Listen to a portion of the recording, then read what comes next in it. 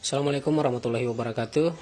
Baik teman-teman, kali ini saya kedatangan satu unit televisi LED Samsung dengan model UA43N5001AK. Jadi ini ukuran 43 inci teman-teman ya. Jadi dari keterangan pemiliknya katanya ini mati total ya. Kita nggak tahu apakah betul ini mati total. Kita lihat, oke, ternyata memang indikator tidak menyala teman-teman ya. Indikatornya tidak menyala. Coba kita tekan tombol power di sini. Sama saja teman-teman ya. Oke, langsung saja kita bongkar TV-nya.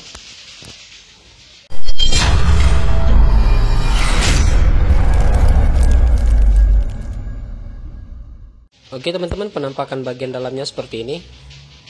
Mesin ada dua ya. Ini mainboard, power supply gabung jadi satu. Di sini ada T-Con. Jadi ini cukup kecil ya untuk TV ukuran 43 inci. Ini mesinnya lumayan kecil teman-teman. Cuma ada satu seperti ini. Nah, jadi kita langsung melakukan pengecekan ya. Kita akan lakukan pengecekan dulu, terutama di area sini, di bagian primer dulu ya. Dan untuk di area sekunder nanti akan kita cek dulu untuk dioda seperti ini apakah short atau tidak. Oke, kita ambil multimeter dulu teman-teman. Oke teman-teman, multimeter sudah saya siapkan.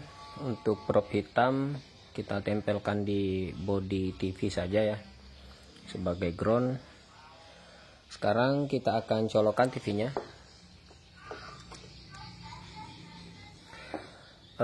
Kita akan langsung melakukan pengetesan tegangan teman-teman. Jadi kalau misalnya teman-teman menyimpan ini di bodi tabung, maka yang teman-teman tes itu di area sekunder teman-teman ya, tegangan di area sekunder. Karena kalau dia di area primer, itu groundnya beda lagi teman-teman ya. Kalau misalnya teman-teman tes tegangan di area primer sini, maka itu bisa ambil ground di negatif elko besar ini. Nah, cuma ini saya simpan di bodi tabung karena kenapa? Ini saya mau langsung tes tegangan di area sekunder. Jadi ini cara cepat teman-teman ya. Kita langsung tes tegangan utama di area sekunder sini. Biasanya ada 12 volt, ada juga yang pakai 24 volt. Kita lihat saja ini mainboardnya pakai berapa volt ya. Nah, untuk mencari tegangan utama itu bisa teman-teman cari dioda yang berukuran besar seperti ini. Ada dioda ya, dua seperti ini. Kita bisa langsung tes di sini. Nah, itu dia teman-teman ya. Di multimeter terbaca 12 volt ya. Tegangannya keluar 12 volt. Jadi kemungkinan kalau tegangan di area sekunder sini keluar 12 volt normal, berarti area primer di sini normal teman-teman ya. Semua di area primer sini itu sudah bekerja karena ini sudah mengeluarkan tegangan ya. Nah, untuk tegangan 12 volt ini itu dibagi lagi teman-teman. Di sini diturunkan menjadi 5 volt. Di sini kita bisa lihat ada keterangan. Nah, ini dia 5 volt ya. Kita tes di sini harus ada 5 volt teman-teman. Saya cek. Oke, ada terbaca 5,1 volt ya. Normal. Nah, tegangan 5 volt ini itu terbagi lagi ya menjadi beberapa tegangan, ada 3,3 volt, ada 1,2. Jadi tegangan-tegangan tersebut itu berfungsi untuk menyuplai IC chipset. Jadi kalau misalnya tegangan tersebut hilang, itu biasanya TV tidak akan bekerja dan ada kemungkinan juga menyebabkan TV mati total. Jadi kalau misalnya teman-teman mau cari tegangan 3,3 itu paling mudah teman-teman cari di IC memori atau IC EPROM. Nah, ini dia IC EPROM-nya teman-teman ya. Kita tes di kaki 8. Di kaki 8 di sini ya teman-teman. Kita langsung tes. Oke, ini terbaca 0,3 volt ya. Nah, ternyata tegangan 3,3 voltnya tidak keluar teman-teman ya. Nah, inilah yang menyebabkan kenapa TV ini mati total, karena dia bermasalah di tegangan 3,3. Oke, selanjutnya kita akan cabut TV-nya dan ini akan kita tes dulu untuk jalur 3,3 volt ini. Ini harus kita tes apakah jalurnya short atau tidak ya. Kita bawa multimeter ke posisi buzzer. Sebentar ya teman-teman, saya atur dulu multimeternya ke posisi buzzer. Oke, itu dia. Ini masih di posisi ground ya. Langsung kita tes di sini. Apakah ini short dengan ground? Nah, itu dia teman-teman ya. Ternyata jalur 3,3 volt ini short. Itulah yang menyebabkan kenapa tegangannya tidak keluar. Jadi langkah selanjutnya ini akan kita cari komponen apa yang short. Oke, lanjut lagi teman-teman.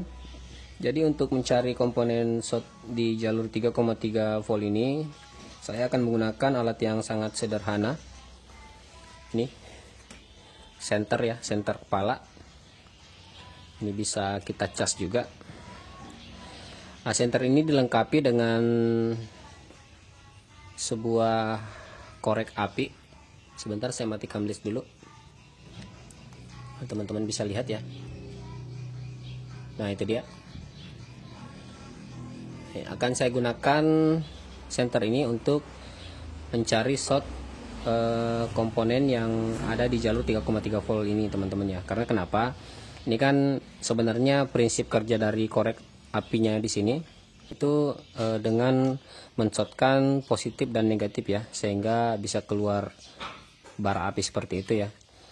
Nah, jadi kemungkinan ini kalau misalnya kita gunakan nanti tegangannya ini untuk supply di sini, kita akan short tegangannya di jalur 3,3, maka komponen yang short tersebut akan terasa panas. Jadi nanti tegangannya akan saya ambil di sini ya. Ini ada untuk soket casnya seperti ini. Akan saya gunakan kabel ya. Kita pakai kabel seperti ini, kemudian ujungnya nanti akan kita solder ke jalur 3,3. Tapi sebelumnya ini kita tes dulu ya. Ini berapa tegangan yang dikeluarkan oleh senter ini. Jadi sebenarnya untuk melakukan servis elektronik itu terkadang kita cuma butuh alat-alat yang sangat sederhana ya. Itu dia 3,9 ya, 3,9 volt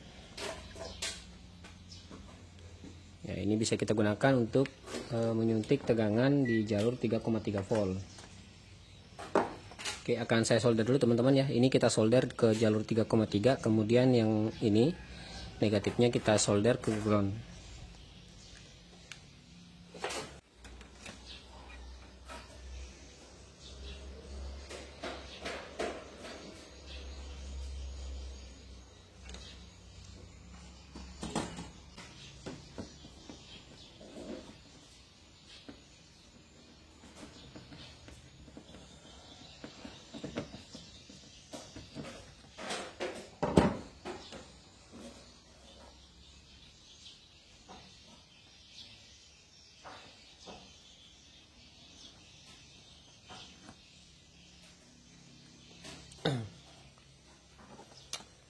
Oke teman-teman, sudah saya solder ya.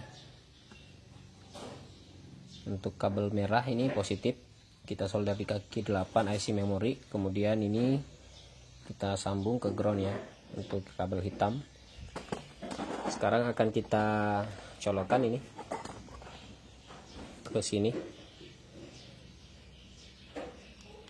Oke, selanjutnya kita tunggu ya, sambil kita raba-raba komponen apa yang akan terasa panas di sini.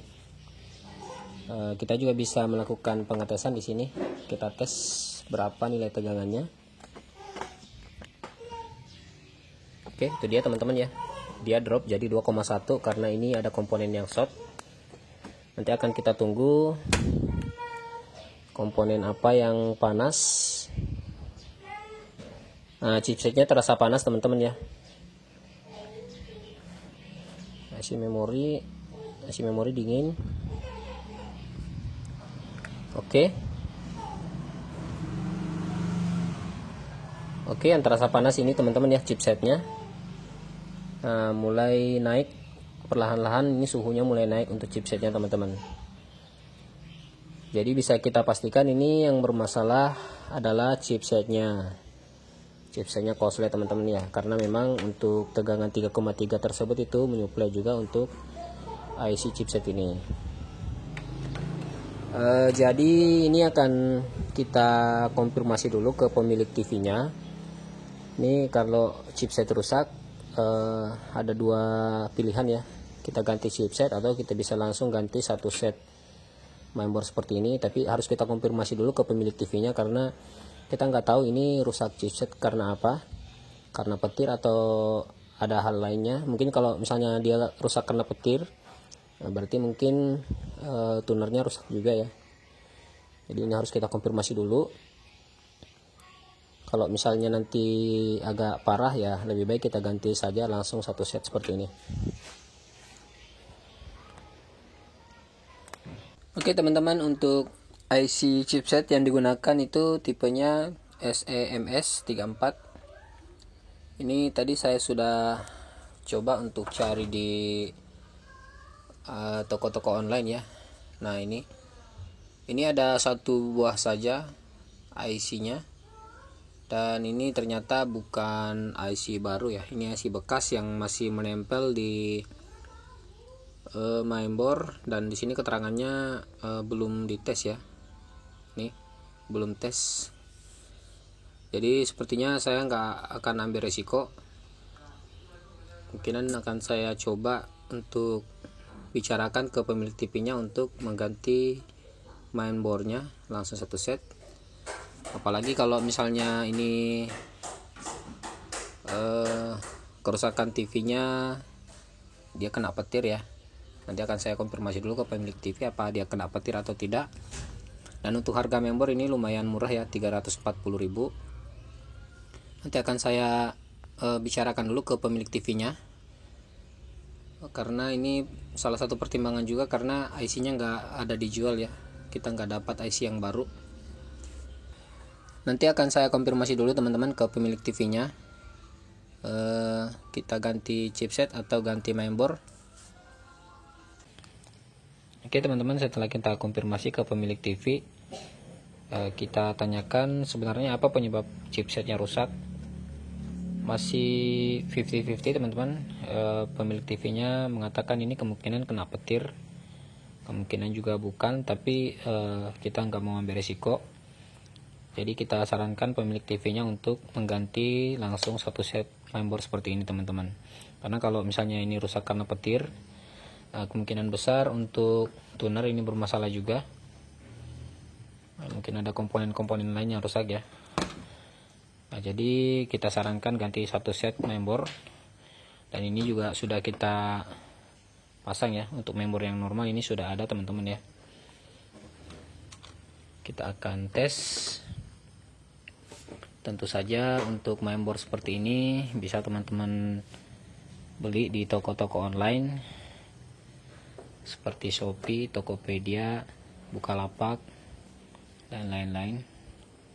Oke, ini bisa kita lihat ya, untuk backlight sudah menyala teman-teman. Coba saya pasang antena dulu.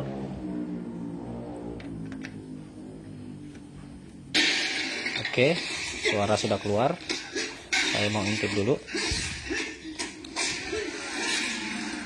Oke, itu dia ya, gambarnya sudah muncul.